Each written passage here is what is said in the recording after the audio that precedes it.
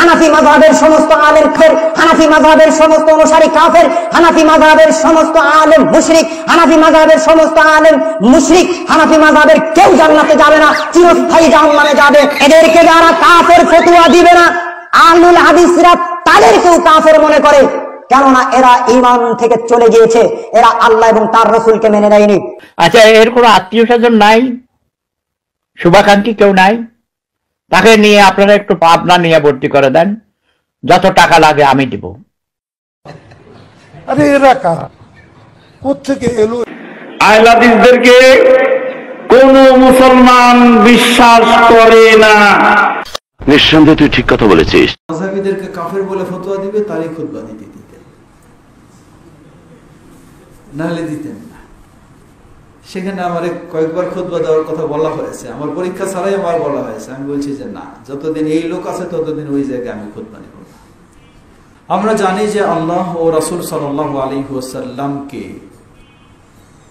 মানেন না তারা কাফের। আচ্ছা, যে আল্লাহ ও রাসূল সাল্লাল্লাহু আলাইহি ওয়াসাল্লামকে মানেন না তারা কাফের। ঠিক তেমনি ভাবে যারা রাসূল সাল্লাল্লাহু আলাইহি ওয়াসাল্লামের হাদিসকে যারা তরক করে দেয় বিভিন্ন অজুহাতে, তাদের আমরা কি বলবো? এখানে একটি গুরুত্বপূর্ণ বিষয়, তাকফীর, কাউকে কাফের বলা।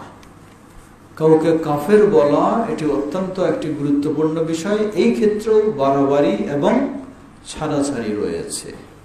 কিছু মানুষ খুব দ্রুত কাউকে কাফের বলতে পারলেই মনে হয় যেন সে একটা জয়লাভ করল, এইটাই চিন্তা তার, খালি কোনো একটু জিনিসই খালি কাফের বলা। এজন্য আমাদের একটা মসজিদ আছে ঢাকা শহরে, সেই মসজিদের মুতাওয়াল্লি সাহেব মারা গেছেন, আল্লাহ তাকে রহম করুন, জান্নাত নসিব করুন। সেই মুতাওয়াল্লি সাহেব ওই মসজিদে কাউকে খুতবা দিতে দিতেন না, পরীক্ষা নিয়ে দিতেন। কি পরীক্ষা? যে মাযহাবীদেরকে কাফের বলে ফতোয়া দিবে, তারই খুতবা দিতে দিতেন, নাহলে দিতেন না। সেখানে আমার কয়েকবার খুতবা দেওয়ার কথা বলা হয়েছে, আমার পরীক্ষা ছাড়াই আমার বলা হয়েছে। আমি বলছি যে না, যতদিন এই লোক আছে ততদিন ওই জায়গায় আমি খুতবা নেব না।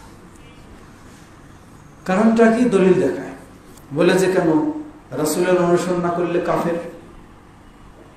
আল্লাহ রাব্বুল আলামিন অনেক জায়গায় বলেছেন যে রাসূল সাল্লাল্লাহু আলাইহি ওয়াসাল্লামের অনুসরণ না করলে আল্লাহ বলেছেন ইন্নাল্লাহা লা ইউহিব্বুল কাফিরিন, সে কাফের। তাহলে একজন মানুষ সে হাদিস জানতেছে, এরপর মানতেছে না, রাসূল সাল্লাল্লাহু আলাইহি ওয়াসাল্লামের অনুসরণ করতেছে না, তাহলে সে কি? কাফের। সহজে হতো, তাহলে কাফের। জবাব না, কাউকে কাফের মনে রাখবেন, একটা হলো কুফরি, আমলটা কাজটা কুফরি, আর একটা হলো কাফের, ব্যক্তিটা কাফের। দুটোর মাঝে পার্থক্য রয়েছে। কারো মাঝে কুফরি কাজ পাওয়া যেতে পারে কিন্তু সে কাফের নয়, আবার কারো মাঝে কুফরি পাওয়া গেছে এই কারণে সে কাফের হয়েছে, তাও হতে পারে। কিন্তু মনে রাখতে হবে যে কাফের কাউকে ফতোয়া দেওয়ার জন্য অবশ্যই এক্ষেত্রে বিধান হলো দুটি, তাকফীর আল মুআয়্যান, কোন ব্যক্তিকে বিশেষ করে এই ব্যক্তিটা কাফের। উদাহরণস্বরূপ, যে ব্যক্তি শিরকে আকবার, বড় শিরকে লিপ্ত হবে, সে কি হয়ে যাবে? ইসলাম থেকে বের হয়ে যাবে, সে কাফের।